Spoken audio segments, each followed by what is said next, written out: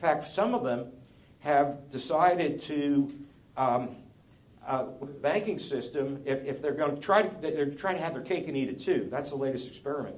Having their cake and eat it too is both keep the value of the currency down, which means you're going to have an expansion, but they try to offset the expansion of the banking system by increasing the reserve requirement or increasing interest rates. Australia's gone that way. I think, well, China's gone that way several times. So now they're trying to come up with a balance of policies. But in any event, they're growing faster because of us. The United States is kind of limping along, and we're very, very, very close to that deflation. But now when we start to import products, guess what? We're going to start to see high inflation rates. And where it's showing up most is, interestingly enough, a variety of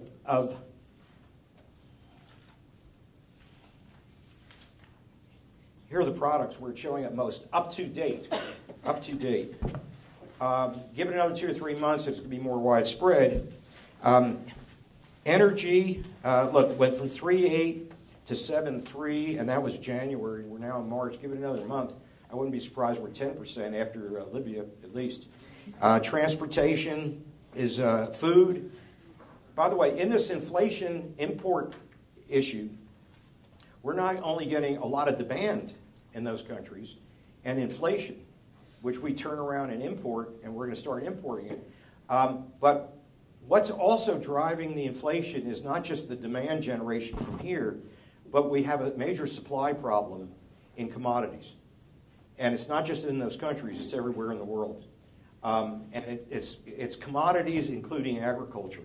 And what I mean by that is we have something called an inelastic supply curve, where as demand increases, the prices go up dramatically, and there's not much expansion of supply. It's called elasticity of supply.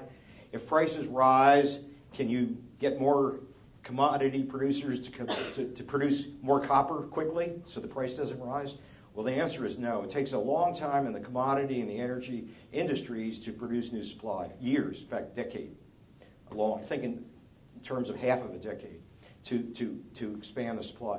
The other thing that happened to push the actual inflation rate is some of this supply shifted to the left from S1 to S2. It went backwards. And that's in the case of food, and it's now in the case of energy.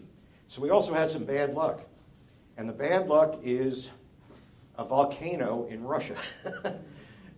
Changed the weather patterns. And we had an avalanche of rain in Southeast Asia and Australia, which totally destroyed their summer crop. It's summer there now.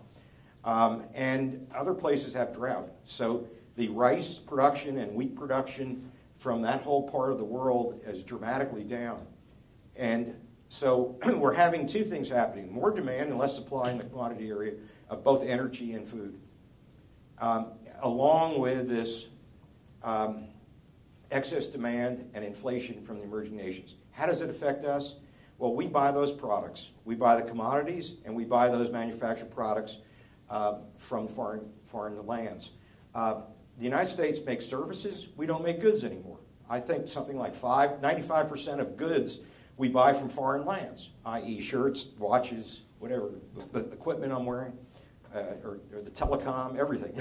everything in this room they make.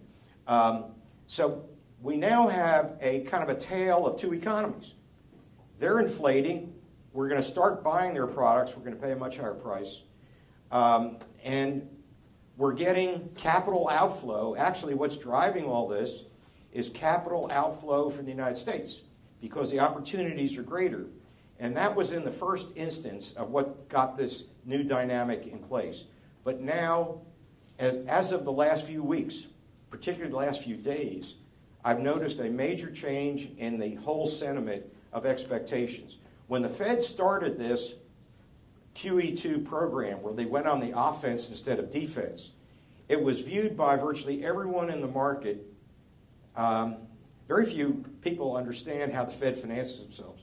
When the Fed says we're going to buy treasuries at the rate of $900 billion a year, most people thought, and I can't believe how many commentators said, the Fed, what does that mean? The Fed is printing money. They're out of control. It set off inflation expectations. And the inflation expectations came from people in the market who had this heuristic sense and understanding, and they probably got it out of a textbook in the last 50 years, something called the quantity theory of money. And the quantity theory of money basically says you double money, you double prices. And what the untrained or less trained market participants who were making decisions every day decided was that, look, if the Fed does QE2, they're going to put so much money out and prices are going to go up so much that we better reorganize our portfolio and get out of the dollar. And in other words, they created a capital flight from the United States. They changed inflation expectations, and they changed the expectation of the value of the dollar going forward. And it came out of, what was the basis of the inflation expectation? It's,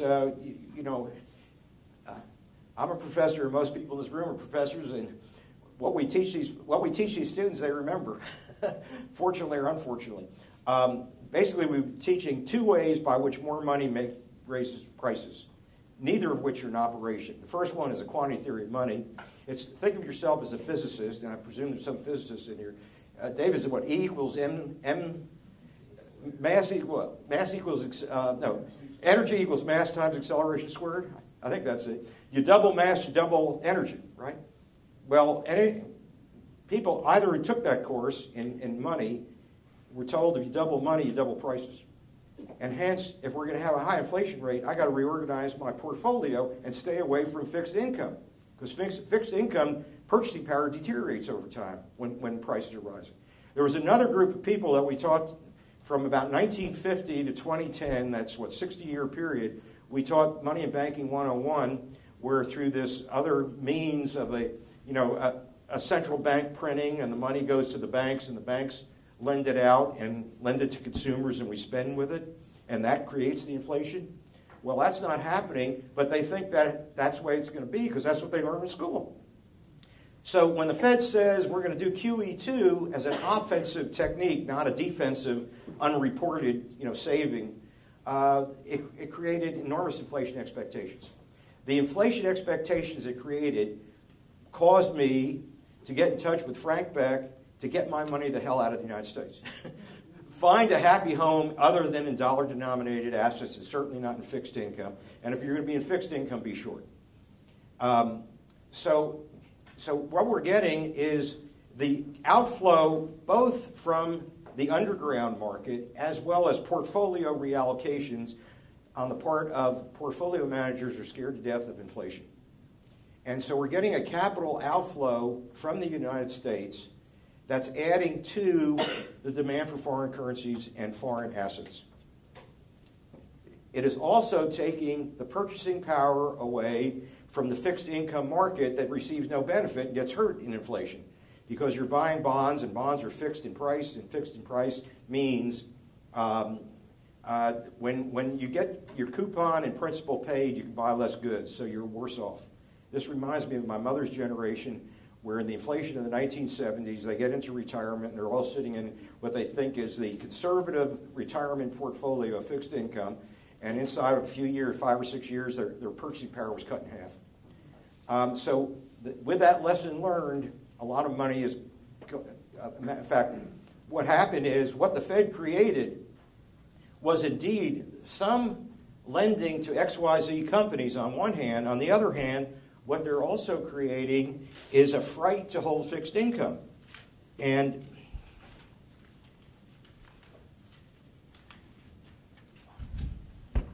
let's see.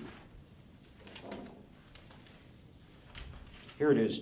This is the 30-year U.S. Treasury bond prices from the time, and these are the prices, not the yields. These are prices. And this is the decline in prices of the 30-year Treasury since the Fed said we're going on the offense and we're printing $75 billion a month and buying assets. Now, think of the irony of this. This is the asset the Fed is buying, but yet the price is going down.